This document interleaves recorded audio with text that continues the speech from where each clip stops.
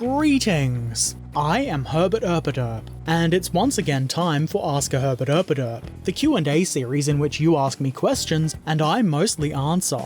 The background video today, unless I've put something different in, is just a bit of derping around trying minicopters on the Rust server that Barnaby and I run. I'll talk about that a bit later in one of the questions though. Let's get to those questions. First, we've got a couple of voice questions from patrons. Hello Herbert, this is Ratto. Did you have a computer when you grew up?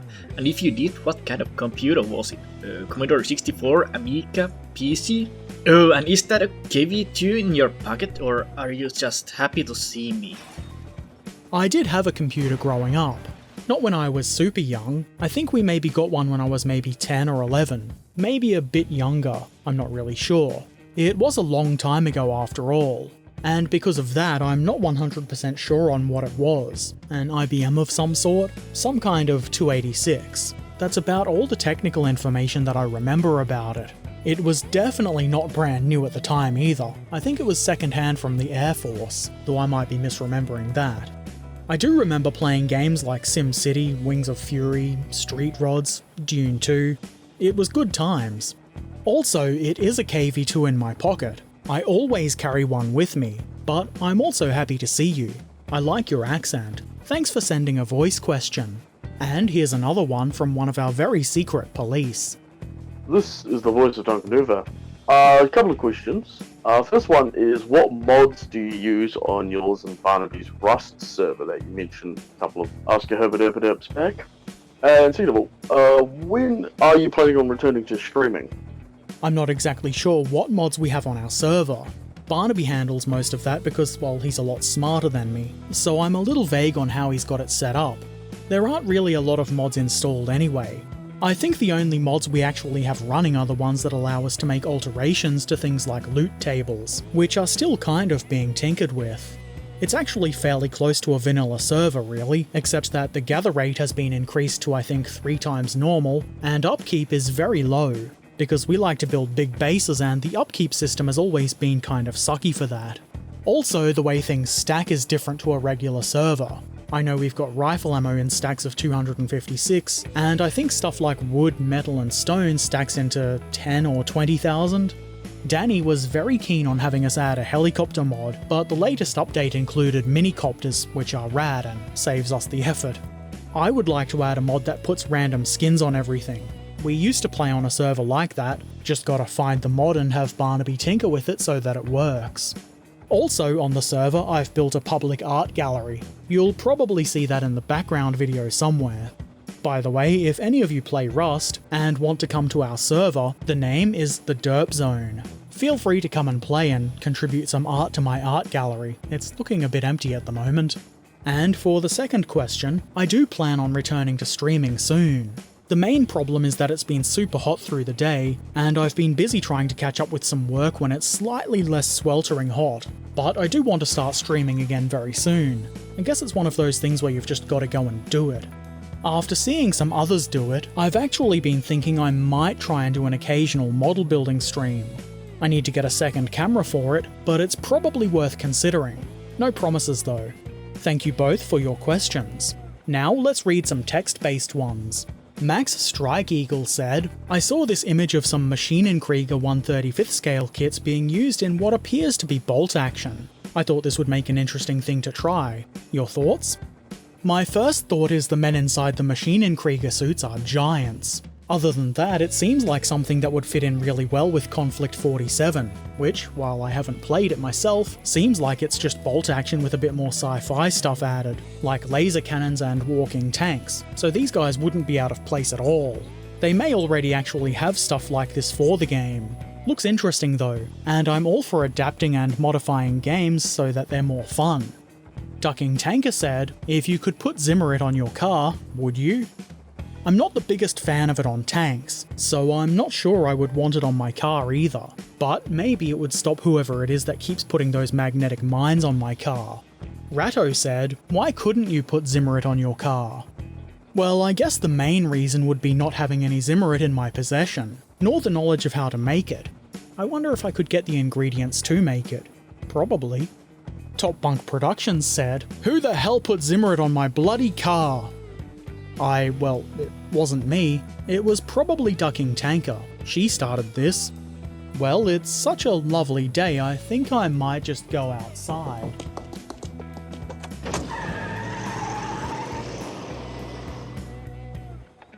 Okay, maybe that's enough of that, for now. KSI agent Texas said, "Do you prefer the regular Pershing or the super Pershing with the additional armor for Flames of War?" I'm not really sure about its use in Flames of War. I would assume that the super Pershing gets slightly better armor values, but at what points cost? I'm not sure if the gun is different either. I've not used it in a game, so I haven't really looked into that sort of thing. In general though, I like the way the regular Pershing looks a little bit more than the super Pershing. Not really for any reason other than aesthetics of course, because that's the way I roll.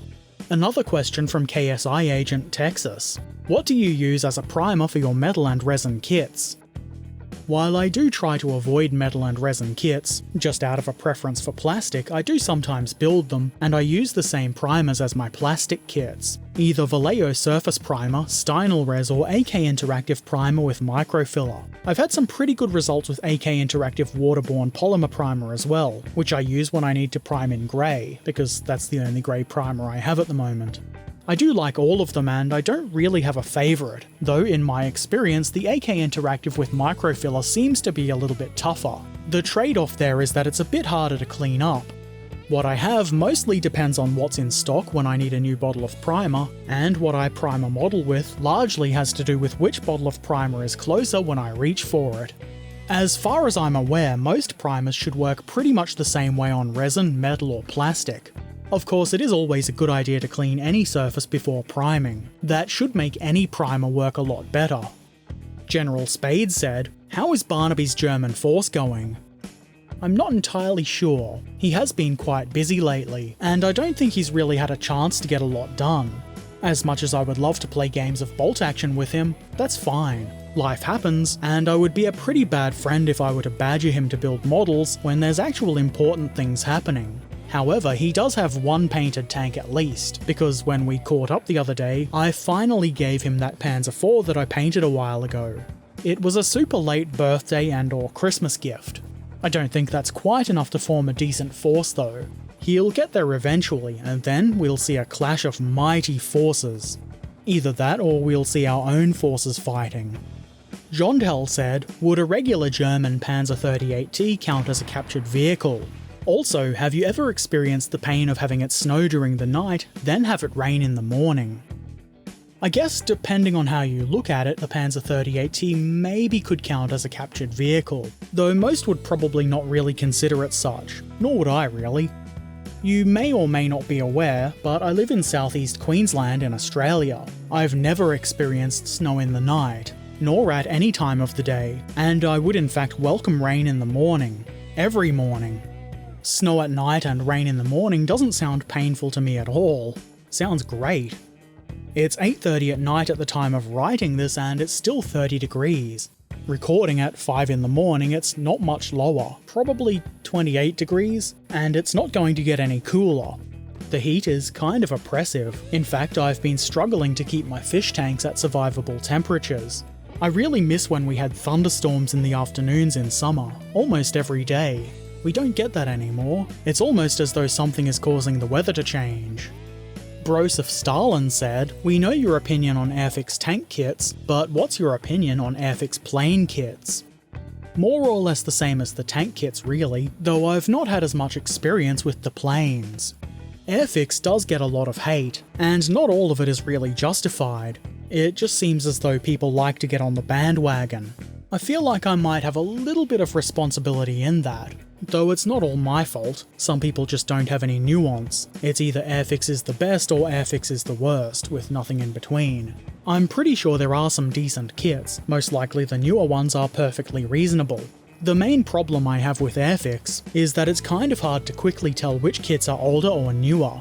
I have heard that there's now classic boxes for old kits, but that doesn't really help when you're in a hobby shop that's had the same old kits in the newer looking boxes for however long. I know I did see a video about an Airfix plane kit that actually looked to be quite good, but I've forgotten exactly which plane it was. A bomber of some kind, I think?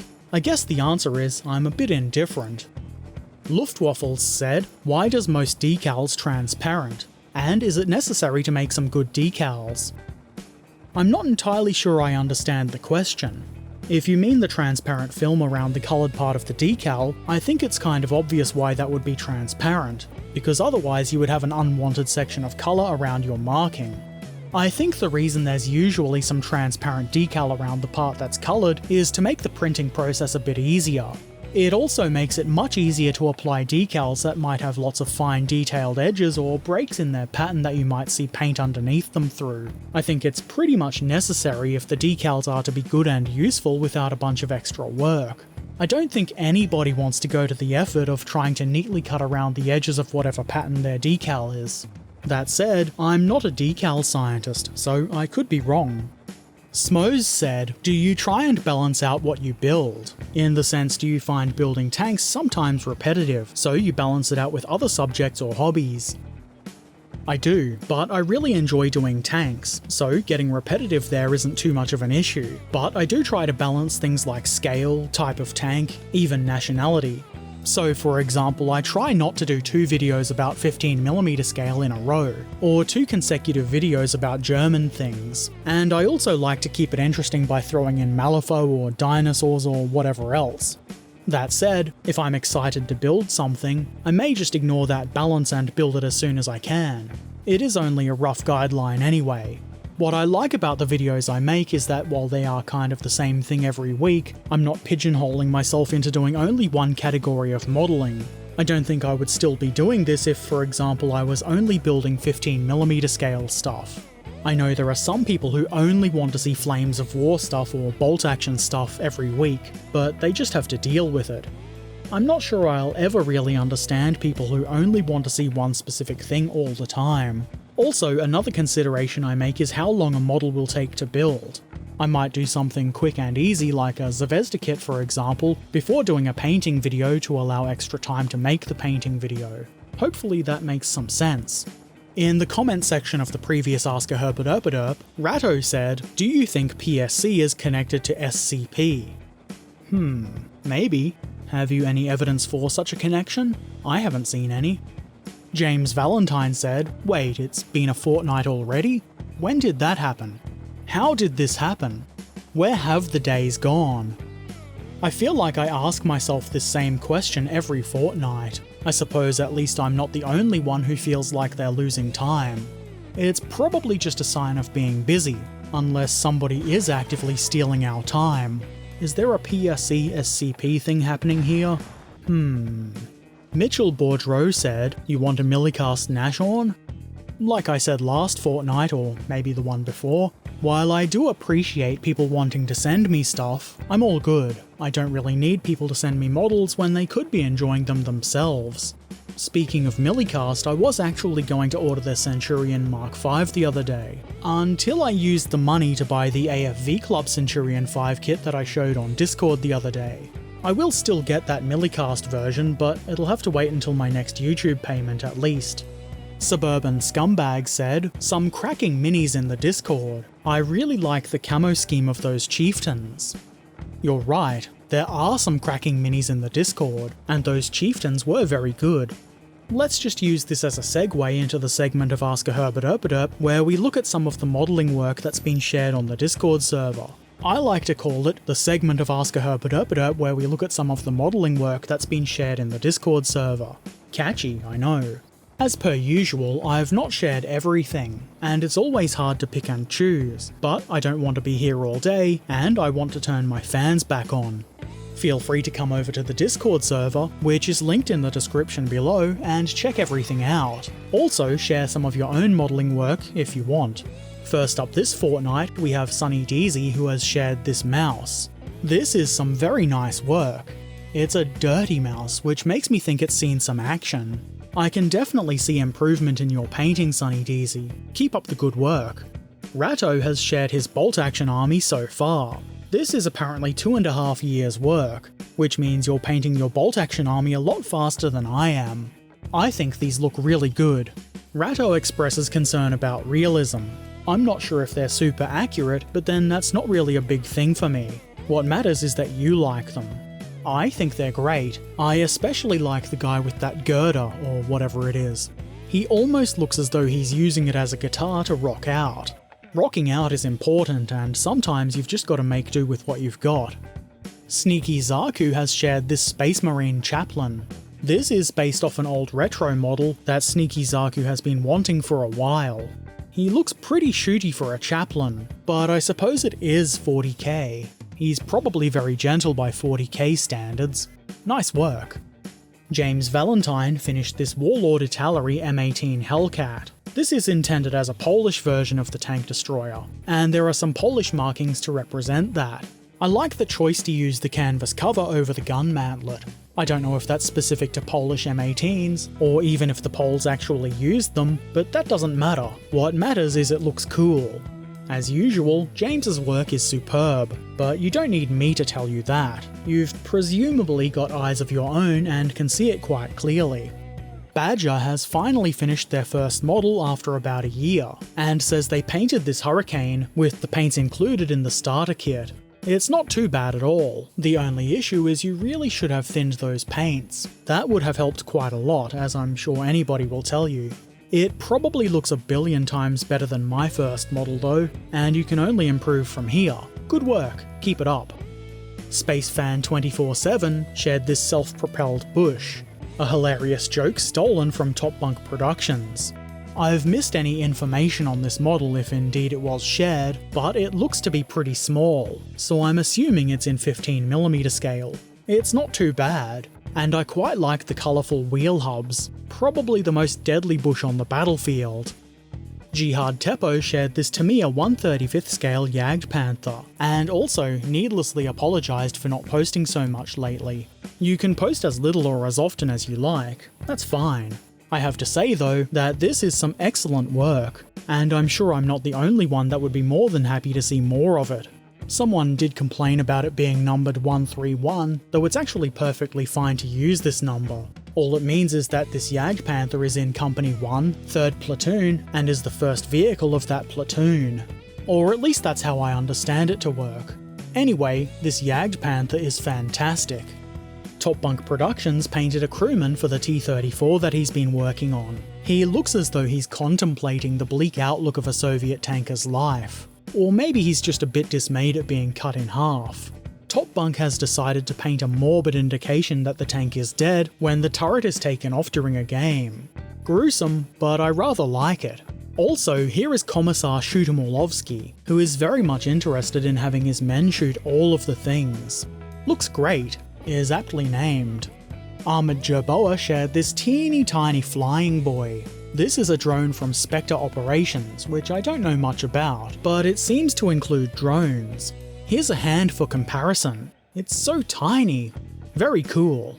Soviet T-34-85 has painted this Stug 3. I'm sure I'm not the first to comment on how odd it is for a T-34-85 to be painting a German assault gun, so maybe I just won't mention anything.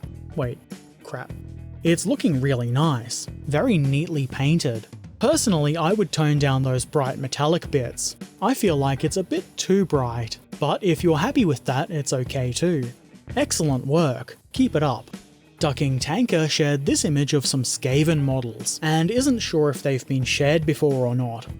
If you have shared them, I don't remember, but I do like them, and I'd be keen to see some more. I always had a soft spot for Skaven. McGobbo has shared these Necromunda Orlock gangers. Like pretty much everything McGobbo posts, these are great. The one with the harpoon gun, or what looks like a harpoon gun, makes me think he's about to go hunting for whales. Whales are cool though, so I hope he doesn't catch anything. Imaginings aside, these are some fantastic figures. The rusty bits are quite nice, and I hope to see more soon. And that's it for the models this fortnight. As I said before, feel free to check out everything in the modelling channel on Discord, and maybe share some of your own stuff too. That'd be great. As always, thanks to everyone who submitted their pictures and questions. There wouldn't be any Ask a Herbert Erpaderp without you. Also, don't forget to do all those things like subscribing and ringing the bell or whatever it is you kids on YouTube do these days. And if you really like the things I do, please consider supporting over on Patreon or by purchasing a shirt or mug from my merch store. Links to all of the things are in the description below. And as always, I shall return soon, so until then, be very excellent to each other and thanks for watching. Farewell.